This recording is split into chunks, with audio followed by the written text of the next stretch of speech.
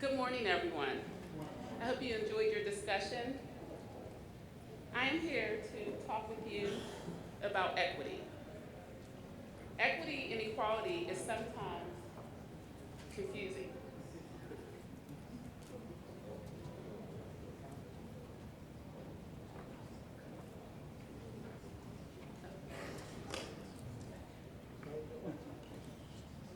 Equity and equality are sometimes interchanged. Equality is when we give everyone the exact same thing and expect the same results, regardless. Equity is giving the person what they need to meet their potential. Someone once said to me that equity is not fair because it gives other people more than what they may deserve, and the person who is taller should not be punished because he is taller. But I pose the question, what if that person is shorter because his legs were intentionally cut off? Do we help them get what they need to get where they deserve? In our region, we lack a lot of diversity and equity. We provide we want to be diverse and we want to be inclusive, but we don't give people the access or what they need to actually become and meet their potential. And what the CEIR is doing is giving you the framework to get what you need, to help you get people in our region what they need to meet your diversity and equity and inclusion numbers. Thank you.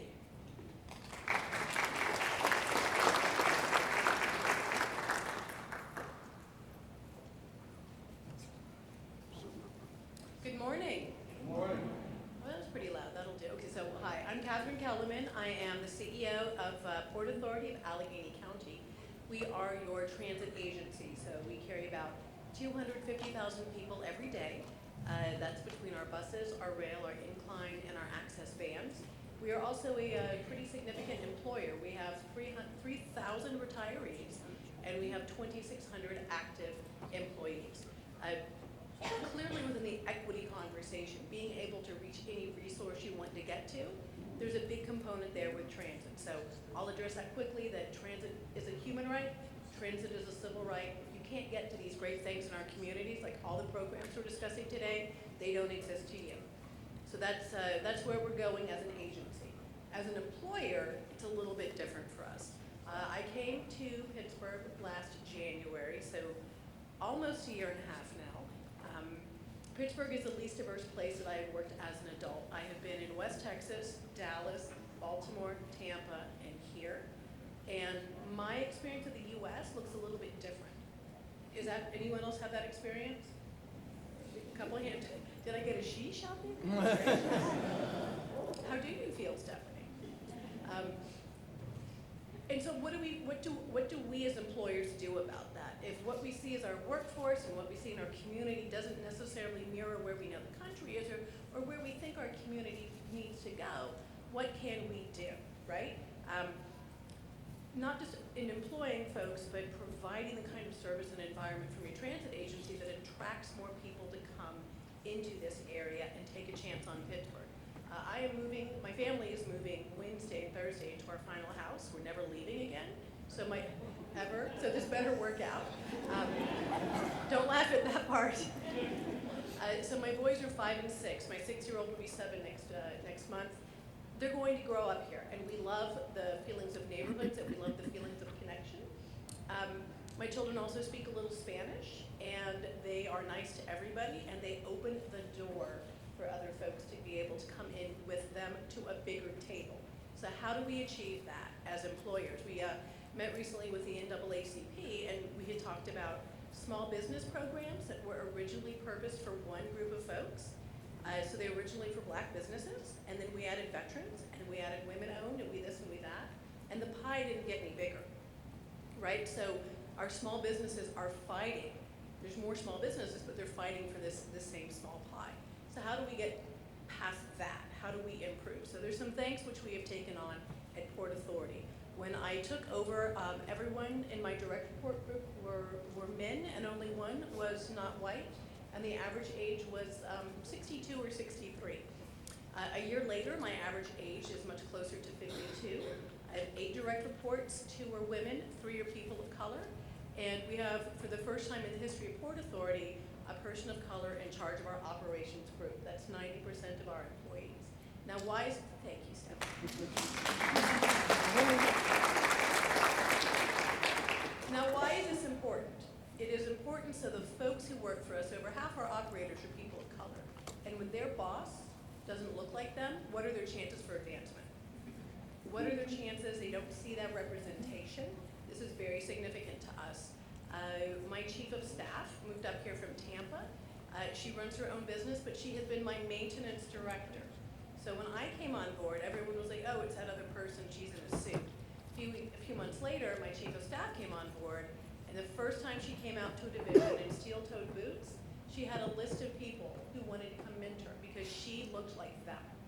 She's Puerto Rican, she's second-generation American, and she made them feel included in a way that working with me did not. It's not that I'm not a nice person, but that's not what this is about. Or at least it's not what it should be about. It should be affecting permanent change, so even if the next head of the Port Authority is not nice, we've changed this conversation. So they don't have a choice. So what are other things which we did last year? We did ban the box, so I'm not going to steal any thunder. We will do a background check when we get to that point in the conversation, but I would be lying if I said that I didn't say that of myself, I know if I see a conviction, it makes me go, ooh. And why is that person's fault if they've served their time and we've said they're good to go and they should be back into the system? So we banned the box. Ladies, we also banned previous salary history. Now, why is this important? If you are a woman, you're more likely to have taken breaks in your career, and you might have the same experience as a man coming to the table, but you'll be paid less. And if we look at your salary based on what you used to earn as opposed to what that position is, you will never catch up. You will never catch up, and that's an enduring problem. Internally, we had the same issue going on. We would do promotions, but we would cap out how much money you could make on a promotion. And who did this impact? It impacted women. Women would be in administrative positions, go to school, apply for a job that was probably 20 or 30% above their salary, we'd give them 10%. And then they become a manager, which should have been a 20% bump, and they'd get another 10%. So we have just concluded our first, in recent memory, audit of our pay scale, and what our position should be paying. So it's no longer what we think is okay. We're looking regionally and nationally what these positions should pay. Over 80% of our salaried positions are up for an adjustment. 3 people who work for us are making less than 50% of their peers nationally. And by having external folks come in and review this, that's raising the boat for everyone. So we're excited about these initiatives. We didn't do the Rooney Rule, we did the Secretary Richards Rule. So State Secretary Richards for Transportation requires that all of her panels of candidates have at least 1 woman and 1 person of color on them. And a woman of color is not a twofer. And Ginny and I thought we were good, but we need to expand that. So it's not hiring the best people we know, it's hiring the best people we don't know. And we have started to diversify in our non-bargaining positions because we have expanded this. We've also diversified who is interviewing at the table. So instead of this diverse group coming in and it's a panel of white guys who've been with us for 25 years, now we have people of color and women on these panels too. So some of our unconscious biases, we're kind of checking at the door. We can still do better, but we're seeing diversity, little tiny pieces in how we're getting these positions going forward. We've also committed to expanding our community relations footprint. When I came to work, we had 1.5 people for this region doing all of our outreach. Our communities own our service. We just operate it. And if we don't look like them and we're not doing business like the folks who are riding us every day, we're doing it wrong. So we're doing new initiatives. We are still finalizing the date, either October 9th or 10th. We'll be hosting a vendor day. And we would like to get feedback from folks. Have you done business with us? What was problematic? If you haven't done business with us, was there something we had done? And let's get some information back and forth. We need to do better with our small business footprint. And we have 1 bucket under state regulation and federal regulation, and the number is too small. The number needs to be much bigger, so we need vendors coming in and telling us what kind of constraints we've had going on and how can we make business easier. We have pretty strong bonding requirements. and that often precludes small businesses from competing. Your information, we can take to Harrisburg and ask for a change, so we can keep our money local and we can grow our local businesses. And I need your information for that.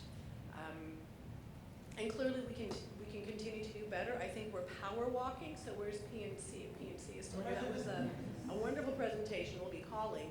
We're starting our baby steps, and our next step is what is our commitment going to be, setting our measurables.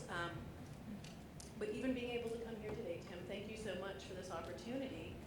And I look forward to coming back next year with some more success and tangible measurements of how we're doing a better job. Thank you.